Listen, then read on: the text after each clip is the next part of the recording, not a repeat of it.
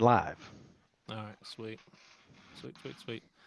What I think is so funny about this conversation. So, Jack, you've been on here a lot. Matt, people are getting used to you. Both of y'all are regular returners, and not so. Jack, you've been on this show probably a dozen and a half times. Every single time you've reached out, basically saying, "Hey, what's the game plan? What are some of the questions?" Almost all guests that come on here ask for questions. Matt, you did not. Jack, you did not, which tells me that y'all are like, this is the most low hanging fruit conversation. I don't Oh even no, care what the questions are. Just bring on.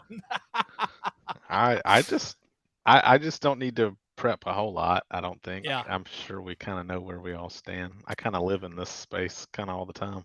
Yeah, but I asked Jack if I could. I asked him permission to share this, so I just thought this was the coolest thing ever. So I was texting back and forth with Jack, Matt, and him and I usually podcast in the same room, but he's going remote. Oh yeah, And so I basically said, "Hey, just make sure you wear a headphone." And I missed the S. And so he responds, he's like, "I don't have a headphone." I thought he was making fun of a typo. And I was like, "Ha ha ha, headphones. I'm sorry." And he was like, "I don't have headphones." yeah. And I I was saw your like, tweet about it. he doesn't have headphones? I love that, Jack. Why? And listen to this. Your son said, "Of course he doesn't have headphones." And I was like, "What's that supposed to mean?" And what did he mean by that? I don't Yeah, know. He literally said, "Of course he doesn't." All right. So, all I know about communism is not a lot. I know the basics. I know as a kid, and Matt, you'll have to tell me if this is a cancelable word, but we would call each other commies as a cut down. I know Rocky kicked Drago's ass, he and I did. also know that at any point in time in the 80s, we could be bombed by the commies. So Yeah, as a kid, all I thought was violence and bombs and wars. And I have been conditioned to hear communism as a very evil term, which I've learned not to think so black and white nowadays. But I don't even know really where to dive in. But what we could do is just let you guys dive in anywhere you want. But why don't I give y'all a little bit of guidance? What what's some low-hanging fruit as far as why capitalism isn't ideal, Matt? And then Jack, I'll ask you the same about communism. Actually, listeners, sorry, I'm going to time out. Let's just what I'm going to do is I'm actually just going to go through questions, and then if it goes in different directions, it goes in different directions.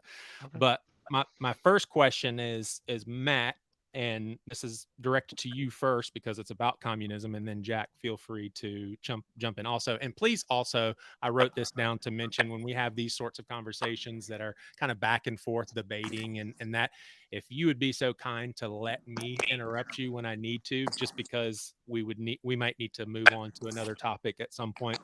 But Matt, are we to assume that actually, let me stop there. Matt, define communism. Define Define communism. communism. Like, is communism a form of socialism? I don't know how those two words relate to each other.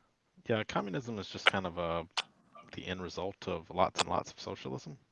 Okay. Kind of the way I view it. The trouble with the way you and I grew up understanding communism is that it was from an imperialistic view.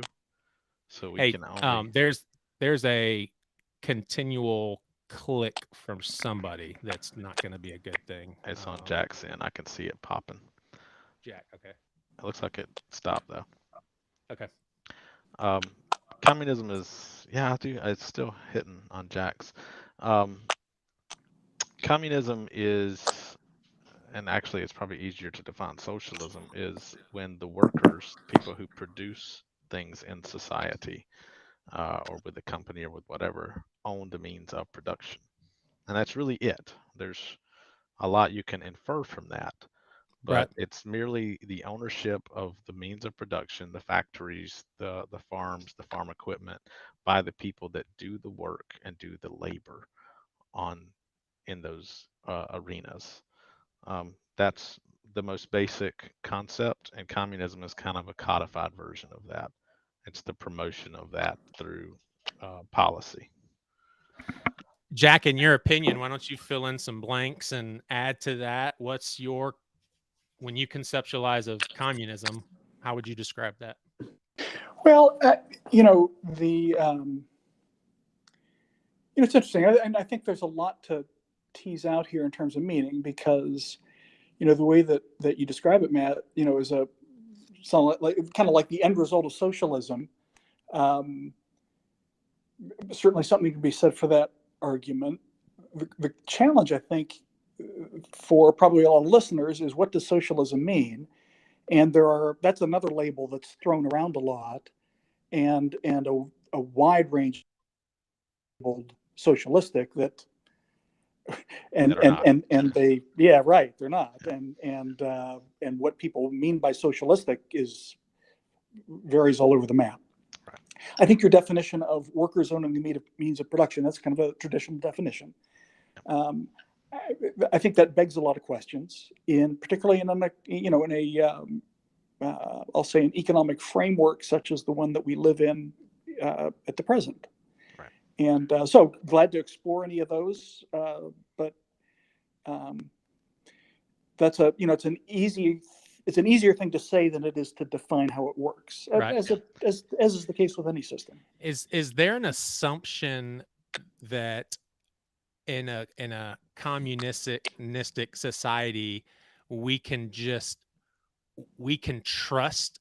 It just seems like, to me, we're still putting our trust in humans that can corrupt. Like, do you think, Matt, that there's less chances of corruption with communism? Because I would imagine we'd all agree there's tons of corruption in capitalism. There's unbelievable, probably unnecessary gaps between the richest and everybody else. I mean, we can all see this. But communism, I mean, haven't we seen it turn into very corrupt, killing hundreds of thousands and millions of people sort of deal? Yeah, we have. Here's how I would explain that. In the same way that Christianity is often poorly understood as to what makes you a Christian, or such like that, communism is often misunderstood in the same way. A lot of people call themselves Christians but don't have any fruit to show that. And I think the moment that any sort of communistic movement becomes imperialistic or starts to kill off part of the population, you're obviously breaking away from the ideals that are actually expressed within our the documents that kind of define what communism is, the manifesto and Das Kapital. Those are the things that best define what communism is, because those were the people who were creating the concept and the philosophy behind it. But if if a Christian decides that it behooves them to firebomb homeless people, that's probably not a good example of Christianity. And in the same way, I would say that Gotcha. oftentimes poorly understood and overly powerful individuals were able to corrupt potential good things in the vacuum of power. And Yeah. communism Let me ask. is essentially anti that establishmentarian power, Yeah. that hierarchy. Let me ask you this: if it was possible to do it in 50 years, talk about America in 2072, and we've transitioned to a communistic society. How are we better off? And I actually want to stay with this question and ask Jack the same thing. If like I said, I have no idea how long it would take to transition. So let's just say 2072. What would a healthy communistic America look like, Matt? If it takes that long, I don't think that there will be anything left to matter.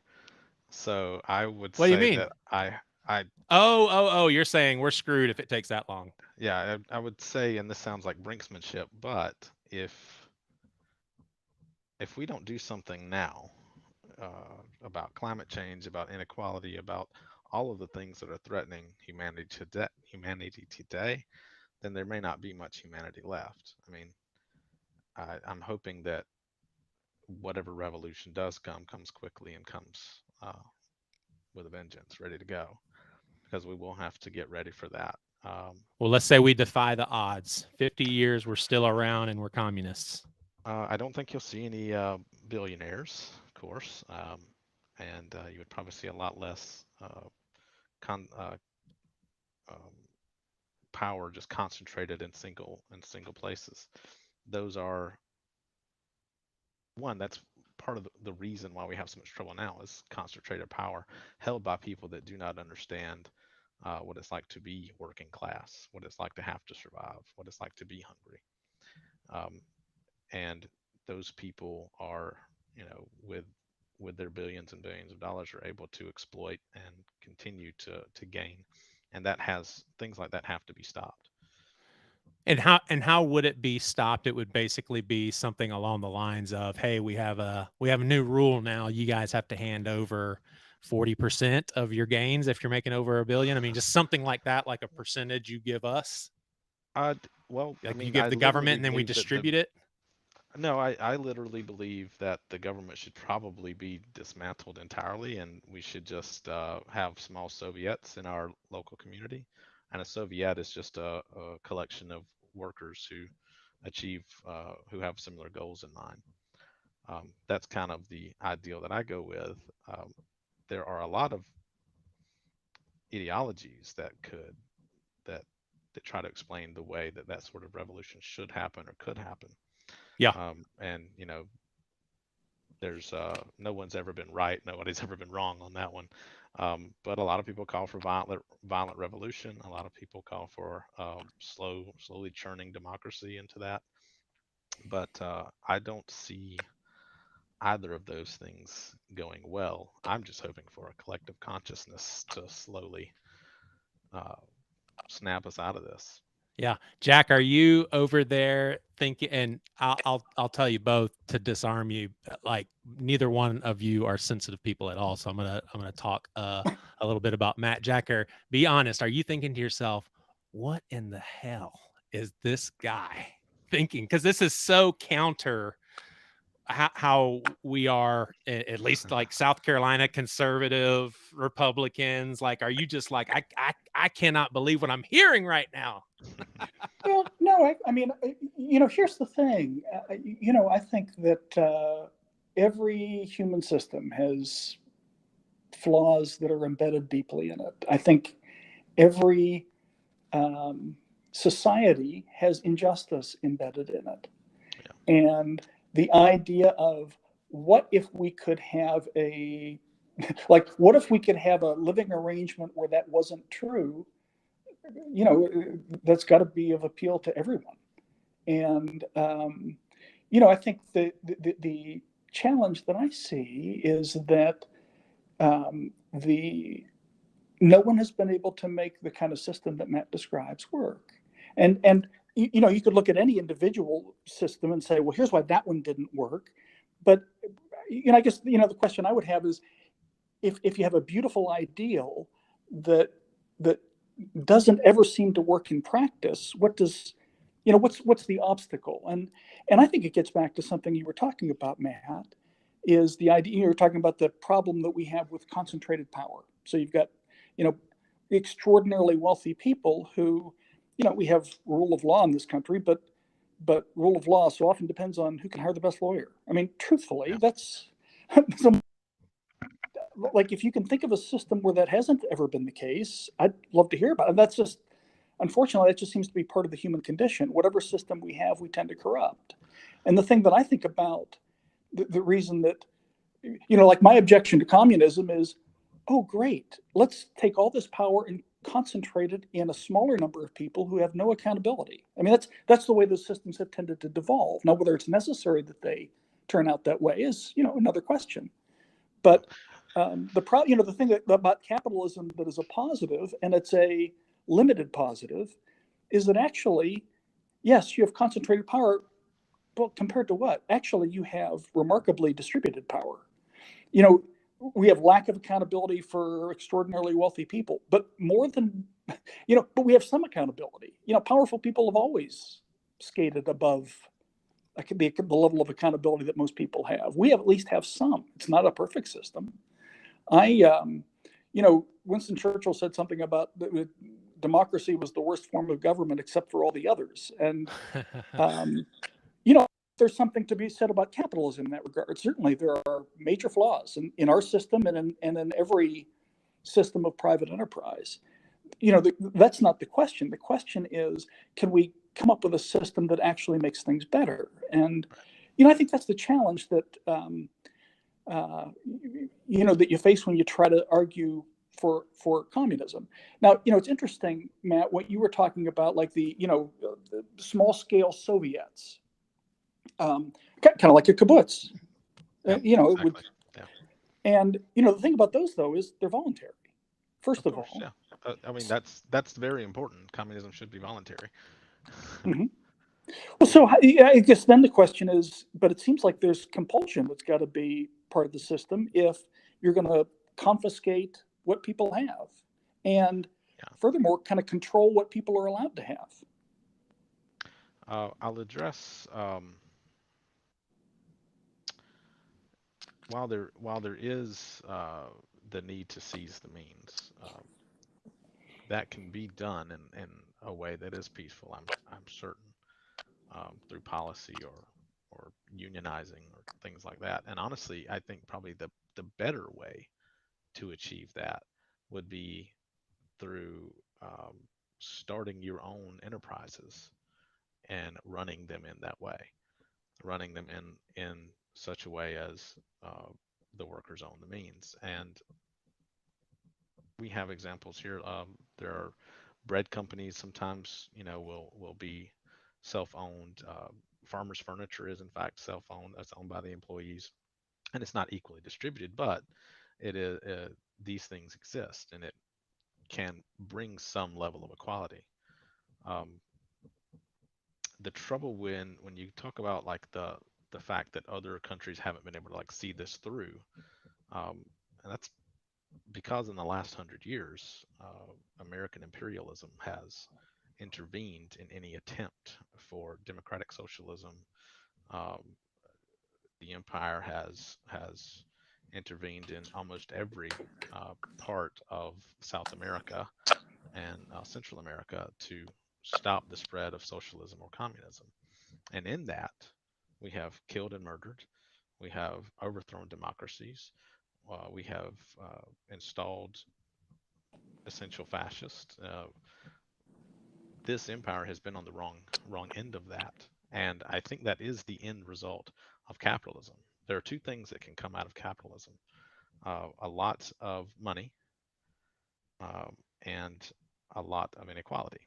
Somebody will always be digging in a mine somewhere to get lithium for your iPhone, and that somebody is probably a 6-year old in Central Africa or Northern Africa.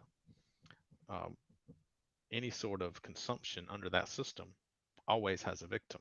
There's never a case when it's not, and that's kind of where the issues come with capitalism, because there are unseen victims to everything you buy and everything you do in this system, and that's why this system is so corrupt and so untenable. How does the system that you envision, Matt? How does it correct those abuses? Well, it doesn't rely on continually making more and more. Take the lawnmower, for example. Every house in America pretty much has a lawnmower.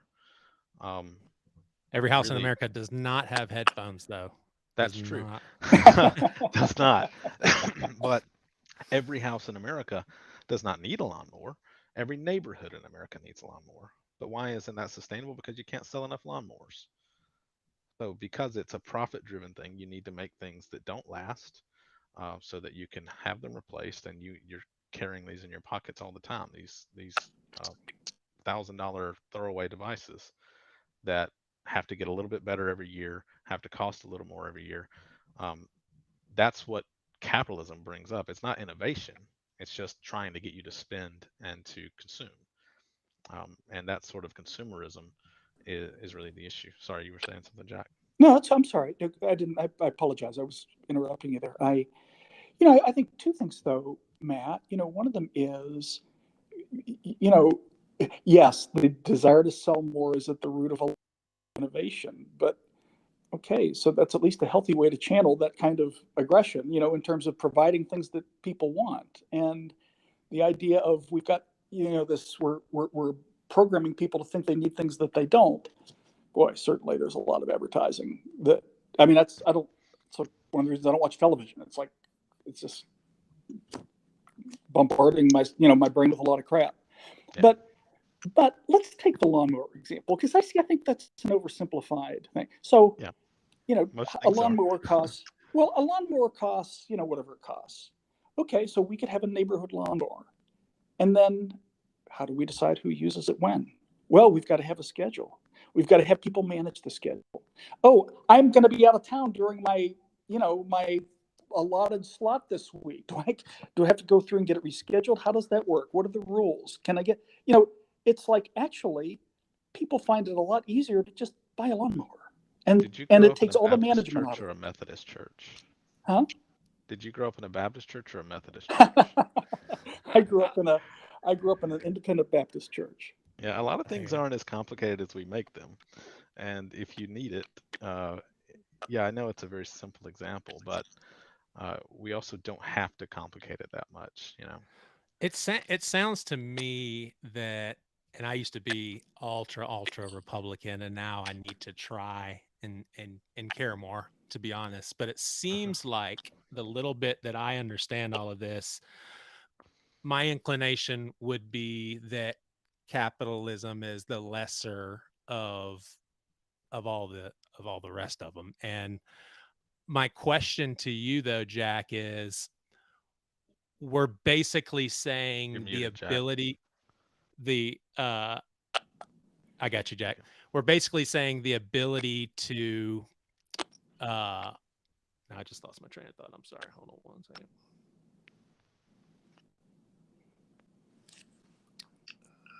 So would we basically think along the lines of, like, Jack, what would be the argument against trying to narrow the gap between the billionaires and everyone else? I'm not going to give my opinion. Why is that problematic? Well, again, the question is, so here's the thing. I mean, is that a legitimate objective? I think we would all look at it and say, how much wealth do you need? I mean, it's just, I don't have any, there's no part of me that feels like I think it's really important for certain people to have billions and billions of dollars. Again, the question is, so how do you change the rules to make the system overall better? And that's where I just think you get into real problems. It's not as easy as you think. Every step that you would propose to take has negative side effects, and are they worth what you're getting? See, my argument would be that inequality is not, like, now for me, inequality is not the issue. The issue is poverty. And a focus on inequality that doesn't deal with poverty is like, what's the point of that? And, you tax billionaires and start to appropriate some of their wealth. If it doesn't make life better for the people who need help, what's the point of that? Because the billionaires, you're not affecting their lives. They still have plenty to, live extravagant lifestyles if that's what they want to do. I mean, and I just think that's part of the challenge that we have. One of the ironies to me of recent American history is that inequality widened dramatically during the Obama administration and narrowed during the Trump administration. So it's not a matter of different.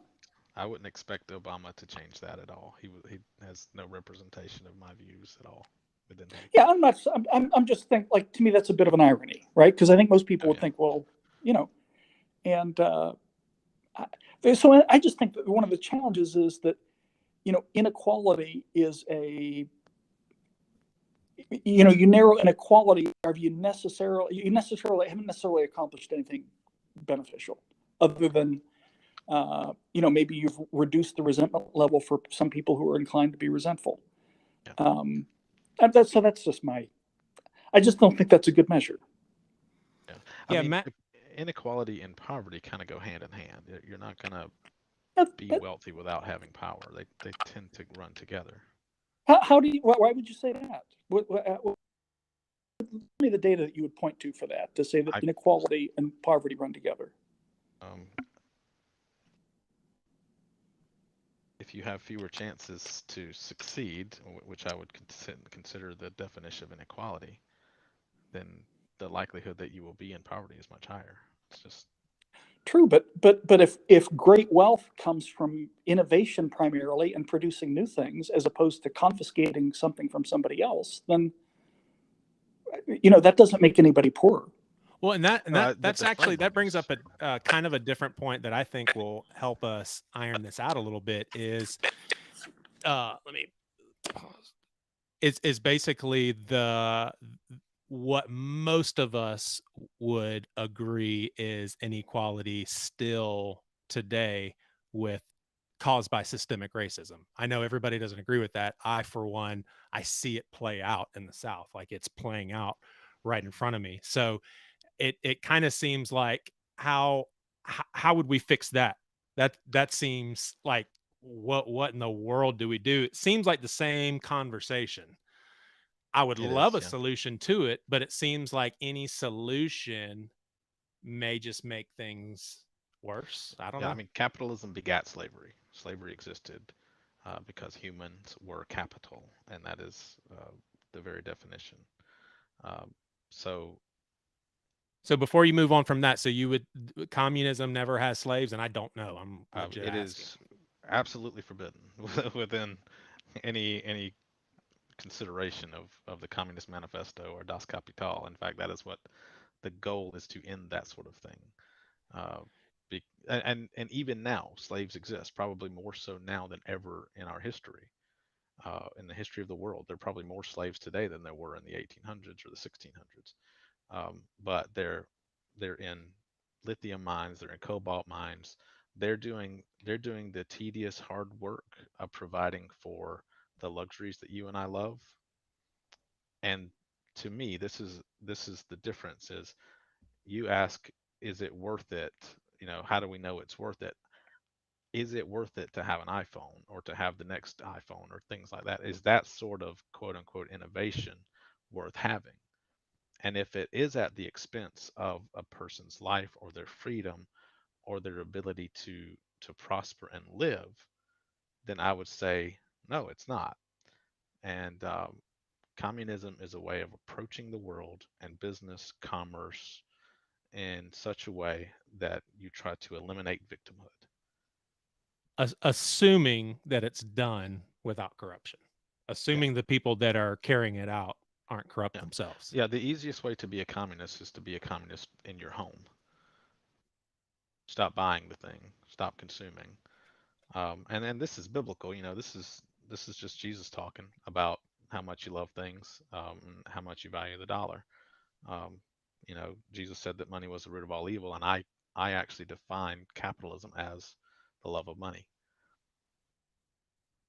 Jack, you're a successful businessman and Well, offer consulting to big businesses. I mean, what's your take on that? well, I think your point. I just think you're conflating two very different things. I think I agree with you about to me, the spiritual value of simplicity and what Jesus taught. Like, one of the things Joey's heard this is why I don't own headphones, because possessions are a burden, Right. and you should be careful about acquiring any possession unless you're willing to on the price of its care and feeding. And to me, most possessions aren't worth it. I don't have any desire to accumulate a lot of things, because that's just not where any meaning in life comes from for me. Well, Jack, But I that don't. was your Christmas present for me, by the way. When you picked up those headphones, those are brand spanking new. So Merry Christmas. Gosh, in May. Um, but that to equate capitalism with the love of money, I do see a connection in this sense, that if you said capitalism, like systems, can be a spur to greed because it provides more means of satisfying greed than other systems. I would agree with that. That's one of the major drawbacks to capitalism is that it's very compatible with a materialistic view of the world. Right. And Yeah, you and could say it. sorry, I Go ahead. interrupted you. No, go ahead. I was just saying that I am so uninterested in like maintaining greed, and letting it stick within our souls.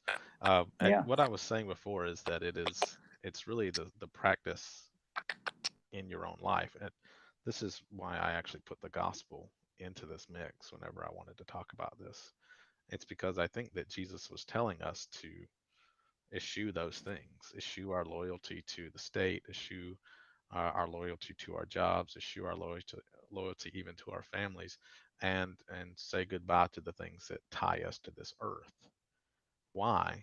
Because they corrupt us. They never satisfy. They lead us to more greed. So in that way, if Jesus was saying that, and if I'm right about that, um, and 4 billion people in the world are legitimately Christians, I think that our world would look much different. But that isn't the case. In fact, Christians often are willing to go to bat for capitalism and die for capitalism, um, instead I of think, die but for their it's neighbor. Right? don't you think it's fair to say that one of the reasons is that all the manifestations of communism that we've seen so far, and I say manifestations, I'm not trying to address, the theory that you're, that holds evident appeal to you, and that I think is, holds evident appeal in many ways. It's never been successful in practice, except on a small scale voluntary level. And if you Yeah. wanted to say, I think more of us should be living on small scale Soviets, whatever term you want to apply to that, and having more of a community of resources, I would agree that would be a spiritually healthier way to live. The thing that I would say is that our system provides a lot more freedom for people who want to pursue that alternative than any of the communist systems that we've seen in our lifetimes. Yeah, I just don't think we've actually seen a lot of communism. It all gets, stopped pretty quickly because of the I, threat that it is to. Now, were those And we evil? do see it on small scale occasionally, but Go ahead, Jack. well, I don't know what you've called the former Soviet Union. I mean, I mean, I traveled for business extensively in Eastern Europe in the early '90s, kind of after the so-called fall of the Iron Curtain, and yeah. I made a lot of friends in different cities and just it was interesting. It was a fascinating time to learn and me about what things were like in the United States and me trying to learn like what their lives were like. And honestly, Matt, I mean that's the tragedy of the communist systems that we have seen is that everyone's a slave. Yeah. I Wow, mean, that's interesting. this all goes back to, uh, once that concentration of power has occurred, Yes. you, s- Yeah. things go haywire. That's, again, going back to the gospel. Give unto Caesar what is Caesar's. The the gospel is to release ourselves from those powers and not to lift them up. And I also find that is true within the ideology of communism, as Marx would have put it, is that it is the powers that are the problem, and their desire for more power rather, continue to create more problems, and in fact, leads to greed in our lives, which leads to more problems. So we can innovate, but we're killing the planet, we're killing one another. People are dying from, um, just from the amount of carbon monoxide in the air. We've done so much now that there are victims every day, and it's just another tragedy, another cancer patient, another thing. But these are all the end result of complete exploitation of the working class and the earth that we live on. And it's that exploitation that is problematic. If you don't care for it, it won't care for you, and that's kind of where we're at. Well, I would agree with that, and I guess back to my point about every system that people have come up with so far has featured exploitation of others because we're selfish. We have a sin nature, and the goal is to free ourselves from that. I guess one of my points of skepticism, Matt, is I don't see systems being the solution for that.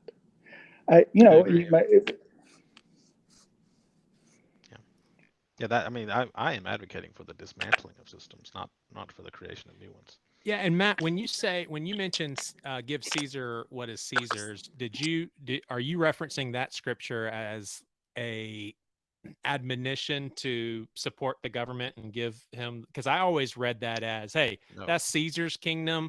Great, give Caesar's what's Caesar's. We got more important things to do in my kingdom. I mean, I think I view that scripture a little differently than you probably, yeah. and you, Jack.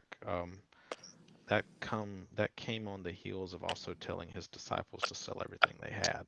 Once they sold everything they had, they couldn't owe anything to Caesar because they didn't have anything to be taxed from. So give unto Caesar what is Caesar's, not a damn thing. Give unto God what is God, everything. What is his is everything. I actually think it was kind of a bit of an analogy for something much deeper than just taxes. And I actually don't know when Jesus told the disciples to sell everything. He told everybody to sell everything. I know he told that dude. That's the first thing he told Peter. I guess, yeah, go sell everything, leave your That mom was and required dad, to and be a disciple. let the dead bury the dead, baby. Somehow Romans Road missed Right. that when that became the meta for salvation. The Romans Road missed out on the sell everything you own part. I don't think that was a tax issue, truthfully. I do. He was an enemy of the state. They didn't have an income tax. It was a head tax, and you didn't have a head tax.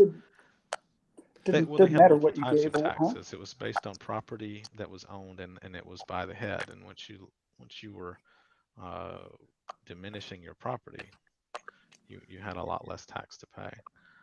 So that sort of thing would completely disrupt a Roman society. And if 4 billion people today were Christians who own nothing, what would you tax them out of? That would be devastating for our world governments, and it would have been devastating for Rome. Yeah. So the only other thing that I want to personally bring up, and then I'll let you guys close things out or add some avenues of discussion that we haven't gotten to, but I sometimes in these conversations, I'm thinking to myself, it seems like, and Matt, I know you're not a Christian, but you still operate and think through a lot of Christian principles. And it seems like someone who would argue for communism in the same way that you did, that's basically saying, hey, it's more of a Christian thing to do. We've got to take care of people. We can't let the rich get richer. But giving should be cheerful. So it's like, when you look at the Bible, it seems like giving is a voluntary thing. And I'm not so sure I care. I would like to vote for the government to do things morally, but I'm more concerned about people, like in my day to day, and maybe being able to influence other people to do better, and people influence me to do better. But as far as I would agree with Jack that I don't think the way of fixing any of this stuff is through systems. But bottom line is, you would agree with that too. You're just saying communism is the better system. Yeah, it's the dismantling of systems. Communism is a way to think. It is a way to approach the world, as we rather than me. It's egalitarian. It's Judaism compiled into a less beautiful book. But that's how I view it. I view the gospel as compatible with egalitarian society and incompatible with any non-egalitarian society. And communism approaches for that, for egalitarianism. There's there's always going to be a likelihood of corruption. There will always be a way for things to go awry. There will always be a way for people to be slaughtered and massacred. But with the mindset change that we are all equal, uh, that we are all created in the image of God, which is kind of a pretty important tenet of Judaism and Christianity. Uh, those sorts of ideas, once they permeate you, make it much more difficult to stomp on your brother and stomp on the lower class. It makes you think twice about what you consume and how you consume it. So do we ever become communists in America? I think individuals will. I think the empire of America will eventually fail, and I don't think we're very far from that. When you say that, not far, within 100, within 50, within 25? Probably within 15 right now. Yeah. And I say that because of just world politics, and this the way that China is currently situated to become a dominant power, as opposed to us, and how poorly situated we are here in America to produce for ourselves um, what we need to survive and live. We're seeing the repercussions of like this massive globalism now, where we get everything from China. Nobody builds anything here anymore. We just buy lots and lots of shit we don't need that won't last very long from China, instead of building just what we need here and maintaining it. Um, that's kind of another end result of capitalism is you have to keep expanding, you have to make more, you have to scale. Um, these are all the pitfalls of that system. So you'd say America goes away. Good.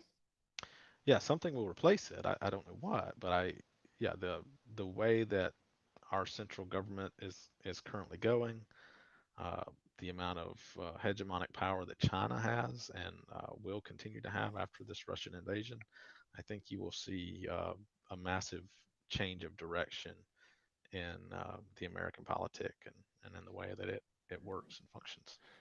Jack, why don't you close us out with any closing thoughts about communism? But I'm also really curious on your take, and we've talked about this before, but years ago, so things have changed. But how do you think things are going to evolve for America, and when is its demise?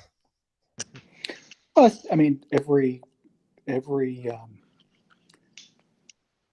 I'll call it an empire because I think there's in a lot of ways that's a fair characterization. Every empire has come to a demise in history. I don't see any reason why we will be an exception. I have no prediction about when that would happen because it's going to happen based on decisions that haven't been made yet. And do you feel we're in as much trouble as Matt's? Are we in as much trouble as Matt's painting? I mean, I don't. Is it possible that things could come to a violent, destructive end within 15 years? Possible. I don't. I probably don't have the same level of expectation that Matt does, and I also think it's possible things could go in a positive direction. In a lot of ways, this isn't that different in the 1970s, and Yeah. I lived through that firsthand. You guys didn't. I'm not trying to say that, so therefore I know everything. But I know, yeah. To be fair, I've been saying that it was going to end, for the next 15 years, for at least 15 years now. So, yeah, so I can admit some flaw there for sure. You didn't write a Jesus is Coming Back in 1991 book, did you? Or wait a second, you were just a few years old, probably like 2001, but well, I did believe it. One of my enduring memories, I was a little boy. I would say 7 or 8, because I know where we were living then, and I was running around and like ran through the kitchen. My mom's brother was there with her, and they were talking, and he kind of grabbed me, and they were talking about the end times, and he said, "Son, you're never going to live to be an adult because God's coming back before then."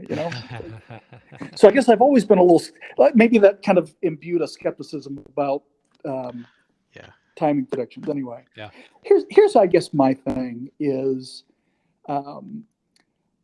I place a high value on freedom, and freedom. The problem with freedom is that it is partially abused by everyone, outrageously abused by some. You can't have freedom without that, given that we're all flawed people. But nonetheless, I think it's better than the alternative. And one of my views, as I look at history and what I've experienced in terms of changes that have happened over the last 50 years, is that I don't see how political freedom can be maintained without economic freedom. And is capitalism the best vehicle for that, so defined? Not necessarily. But capitalism has the faults that I think we'd all agree with on a lot of the faults that capitalism has. I still struggle to say but I haven't seen an approach that is likely to be better. Might be, and that may simply be the way that I think of what human flourishing looks like. Value, if I value A more than B and you value B more than A, then I will prefer the system that tends to produce more of A, right? And so that's in some ways another discussion. I think as we've talked, Matt, I would say that you and I have some shared values. Yes. And but it may be that we weigh some things differently, and it may be also that we assess outcomes of certain approaches differently, and all those things are unknowable. Yeah, for sure. Matt, if we felt the burn, and when I say the burn, I mean Bernie, is that a step in the right direction? Like seriously, if Bernie became president, would you be like, well, that's that's at least a good step? Yeah, that's a step. I think I know incremental. Jack would say for sure. I mean, Jack's big Bernie fan. Yeah, is that right, Jack? I think it would be a step in the right direction, but it's another one of those things that feels like too little, too late, and not necessarily representative of the way of the speed at which we need to do this. We've kind of been doing this incremental thing back and forth for decades now in America, with going a little more left and going a little more right. And Bernie would just be a little more left, but he's still, ultimately a capitalist probably, and would want to defend that. Although what makes Bernie valuable is that he's very anti-imperialism, and bombing other countries and things like that. And that is, to be able to stand behind that for any reason, that this sort of empire building and such like that. I don't know how you can do that and call yourself a Christian. I don't know how that could work. And I think that and capitalism are both incompatible with the gospel of Jesus Christ. And I think it would be an interesting study for anybody listening to just read the gospels, maybe with the idea that perhaps it's the love of money that he's talking about this whole time. And it's really more about coming into oneness with one another. Amen, brother. I think we're good. Jack, you good? Sure. You sure? You had something on your tongue. There's no end to a conversation like this. In one sense, you just have to at some point say we're done. So. No, it never does. Usually somebody's cussing somebody out though, so we did good. I'm proud of that. I appreciate it. To end the live stream? Yeah, you can end the live stream. I don't think we have anybody on Riverside to come in and ask a Q&A, so I think we're good, man. All right, well, thanks everybody for joining. We only had nine visitors, but that's pretty good. That's great. All right, thank you both, and I should have your audio. Jack,